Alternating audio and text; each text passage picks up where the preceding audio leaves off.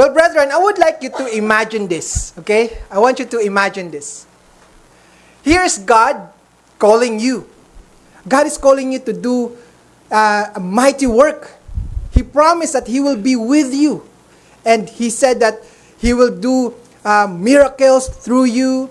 He's going to use you to do these awesome things and miraculous things.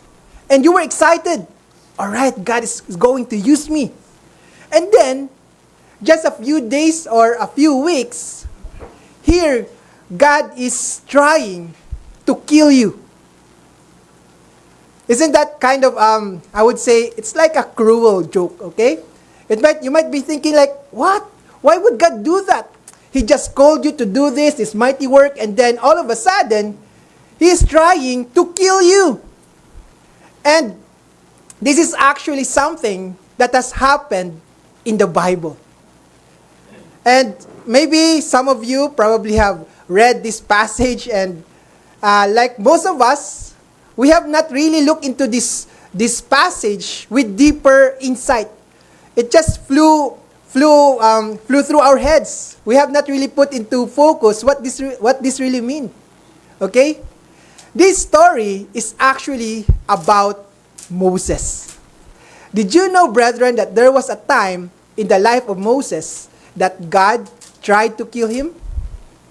And this story is kind of, I would say, for some of us or some people outside, they think that this is weird. And this story is kind of like, it is just a proof that God is narcissistic. He is a monster. He is someone who just loves to kill anyone that he pleases. And because of that, some people use this story as a story that proves that that the Bible is just a collection of fables. That's why, brethren, if you are not able to explain or see the deeper meaning of this verse, it's easy for us to be swayed by these unbelievers. In this afternoon, brethren, I would like to invite you to look into this story and get the most important lesson from it. And in so doing, brethren, I would also like to invite you to look into this story and see how this applies to us, especially as we approach the Passover. All right? So, let's go to this story, brethren. I'm sure that you're going to find this as very interesting, as much as I did. The story is actually found in Exodus 4. Okay? In Exodus chapter 4. Now, if you're going to read Exodus 3, this is the time when Yahweh appeared to Moses in the burning bush. So, in this time, in Exodus 3, you could see that Yahweh is calling Moses to deliver the Israelites, and then Moses is trying to tell God that, oh, I'm not an eloquent speaker, I cannot do this, please find someone else.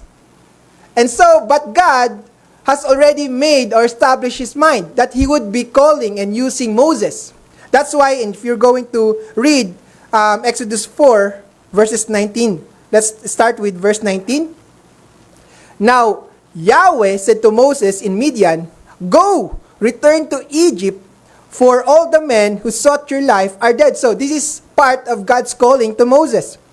Then Moses took his wife and his sons and set them on a donkey and returned to the land of Egypt. So you could see here that Moses obeyed God. All right, so Moses said, "All right, if you said so, Yahweh, then I will go. I will go back to Egypt."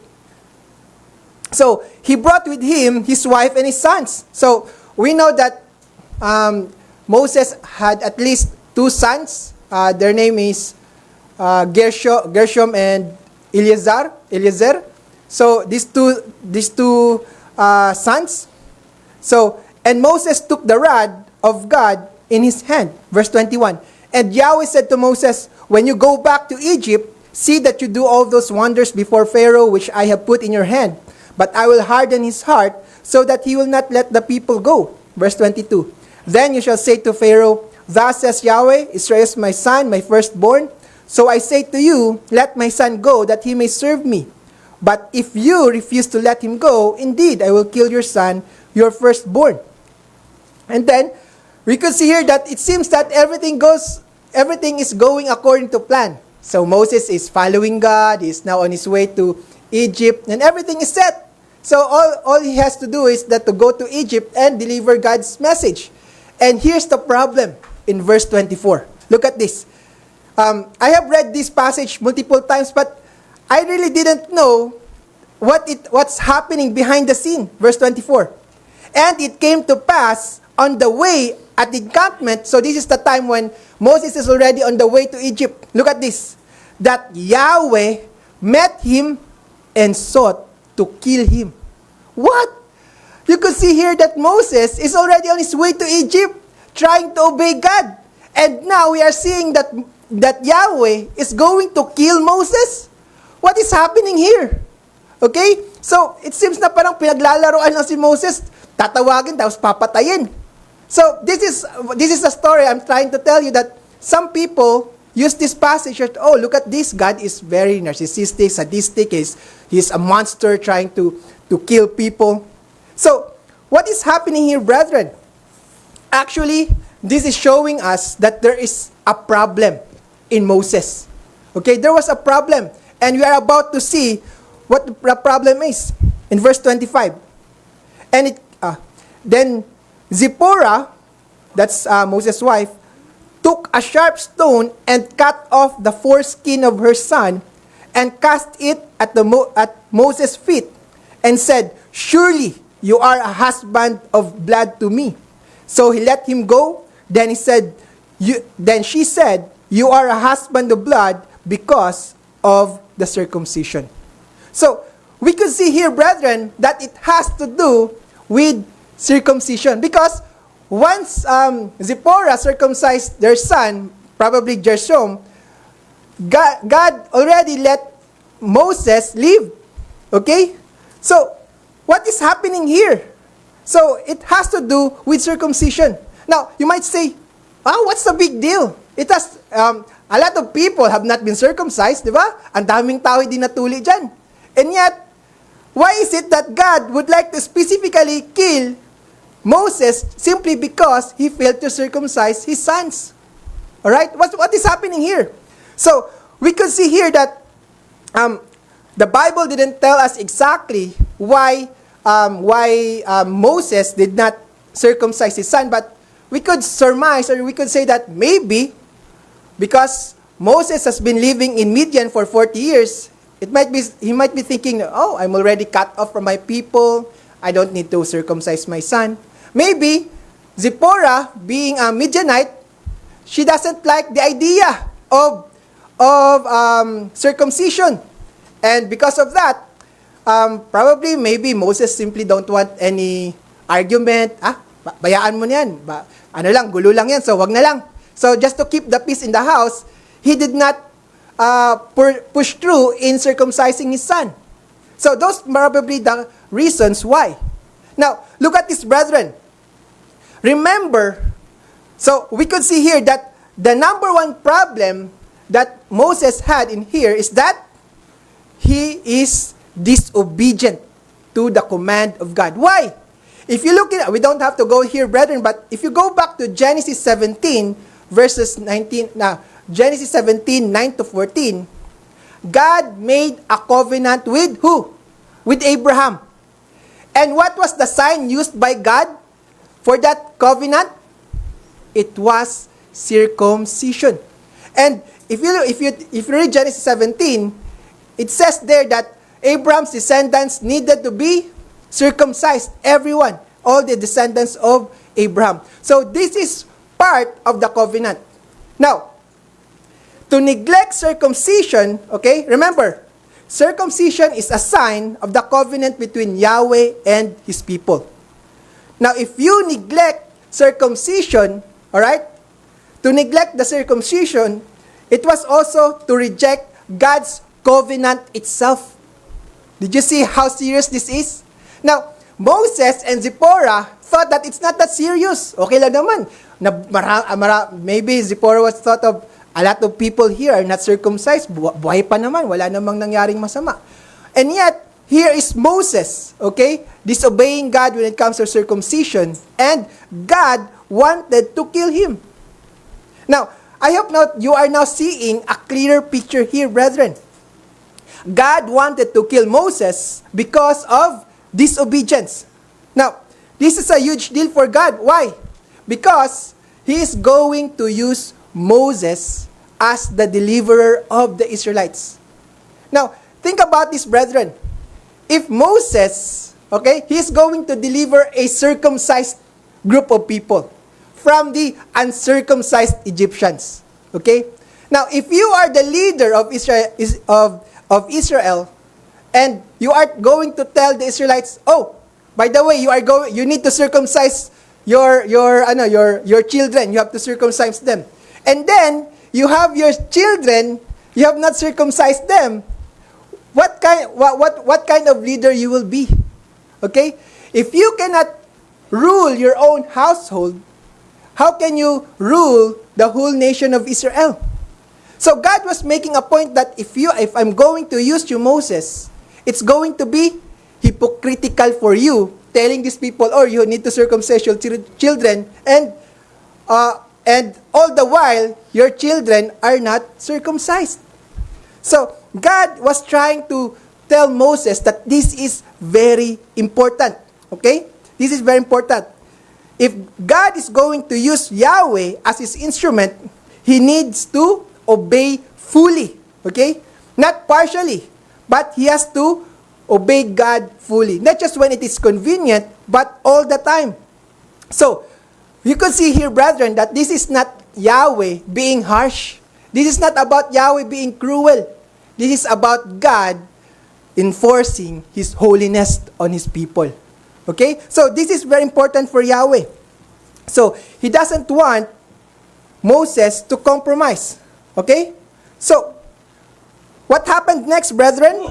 So, we could see here that Yahweh was angry or He's going to kill Moses. But who acted? Sino yung gumawa ng solusyon? So, we could see here that maybe Moses maybe he was sick, maybe he was paralyzed with fear, natakot siya, or maybe he was incapacitated in some way. Because it was Zipporah who took the action. Okay? It was Zipporah who circumcised their son. So you could see here, brethren, that the message is very clear. That obedience matters to God. Okay? That obedience is very important for Him. So, you might be asking, what does this mean to us right now? This happened thousands of years ago. Yes, Josh, that is a very nice story about holiness, about following God. But how does this apply to us right now? Well, brethren, it is this. I want you to remember this. Okay? Partial obedience is still disobedience. Okay? It doesn't mean that you are starting to obey God and then, oh, I'm doing God a favor, I'm obeying Him, but you're not doing it completely. It is still considered as disobedience. Okay? So, yes, Moses had obeyed Yahweh in big ways like leaving Midian, confronting Pharaoh, trusting God's power, but he had neglected one command. And that one command nearly cost his life. So, how many of us do the same? Okay, right now, brethren, how many of us do the same? We serve in the church, we go in the Sabbath service, we join in singing, we reread the Bible every day. But is there something that Yahweh told us, brethren, that we have ignored? Could it be, brethren, that maybe we need to forgive someone, but we are not doing it? Maybe we are filled with bitterness, maybe with jealousy, maybe with frustrations, anger, and yet, we harbor those feelings kasi masarap sa pakiramdam. Gusto ayokong tanggalin to sa buhay ko. Ito lang, okay lang, magalit ako. Could it be, brethren, that we are being obedient in one area of our lives and then being disobedient to this specific area in our life, brethren? Now, this is something that I want us to consider seriously. Because in just less than 2 weeks, brethren, we are once again going to partake of the Passover. And we need to examine ourselves whether we are being obedient or not. All right? Because remember, we have also entered into a covenant with Yahweh. Now, the sign is not circumcision anymore, but we have to also obey under this new covenant. So, I want you to ask this question, brethren. What small act of disobedience in your life is holding back your calling? Alright? So, I want you to examine yourself as we move toward the Passover. Brethren, Exodus 4, verses 26 to 24 to 26 is a wake-up call for us. Okay? Yahweh is holy. His commands matter for us. And if we want to be used by Him, we can't afford to neglect obedience, whether it is small or big. So, the good news, brethren, is that Moses learned this lesson. God did not kill Moses, and instead of destroying Moses, He corrected him. And the same way, brethren, that is also the same way that God is working in us. We are not perfect. All of us has flaws. Even me. If you are one of those closest to me, you would know that I have a lot of flaws. And yet, God is working with each and every one of us. Thankfully, God is merciful, gracious, and kind. So, it's time that we take His commands seriously, brethren, and become a man or a woman who truly put Yahweh first in our lives. Hello, friends! I need your help. If this is not too much to ask, please like, comment, and subscribe to our channel.